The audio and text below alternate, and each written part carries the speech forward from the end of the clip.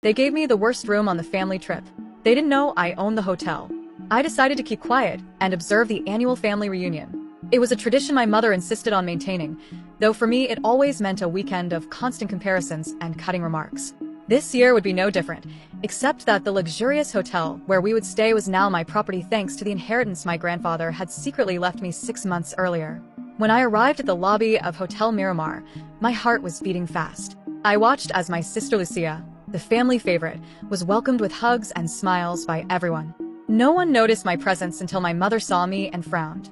"I thought you wouldn't come, Carmen," she said, not bothering to hide her disappointment. "I wouldn't miss our family reunion for anything in the world," I replied with a smile that didn't reach my eyes.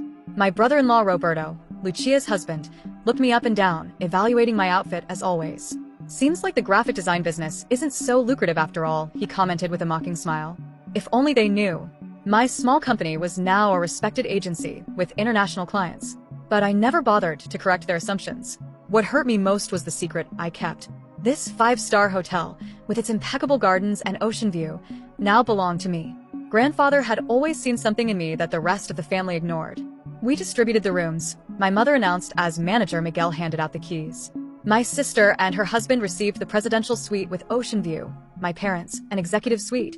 My cousins, deluxe rooms. And me? "Carmen, you'll stay in room 108, on the first floor, the room next to the laundry, the smallest and noisiest room in the hotel." Everyone exchanged glances, some with shame, others with poorly disguised amusement. Miguel, the manager, seemed uncomfortable. "Ma'am, we could look for another option for the young lady," he began, but my mother interrupted him. "It's not necessary. Carmen is simple. She doesn't need luxuries." I saw how Miguel looked at me with concern. He knew who I really was, but we had agreed to keep my position as owner's secret during this family reunion. "It's fine, Miguel," I said calmly. "Room 108 will be perfect." I took the key and headed to the elevator, feeling my family's eyes on my back. On the way, I heard my cousin Daniela whisper, "As always, Carmen settles for the leftovers." The room was exactly as I remembered, small, with a window overlooking the service area and the constant noise of the laundry machines. I sat on a single bed and took a deep breath. I wasn't here to confront my family or to humiliate them by revealing I was the owner. I was here to understand why they treated me this way. Why, after 30 years, they still saw me as the least valuable. That night, during the welcome dinner at the hotel restaurant, my family occupied the best table. My chair was partially hidden behind a column. While everyone ordered the most expensive dishes on the menu, I ordered a simple salad. "Can't you afford something better, Carmen?" my father asked with a mixture of mockery and pity. "We can treat you if you want. The salad is fine."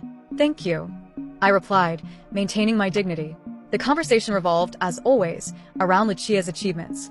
Her recent promotion at the bank, her new house in the exclusive neighborhood.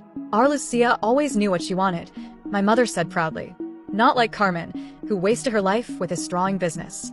The head chef approached our table to personally greet the guests. Upon seeing me, he made a small bow that didn't go unnoticed. "Was the salad to your liking, Miss Carmen?" he asked respectfully. "Delicious, Antonio." "Thank you," I replied. My family looked at me strangely. "You know the chef?" Lucia asked, surprised. "We've crossed paths before," I replied vaguely. The truth was that I had personally hired Antonio 3 months earlier, after grandfather left me the hotel.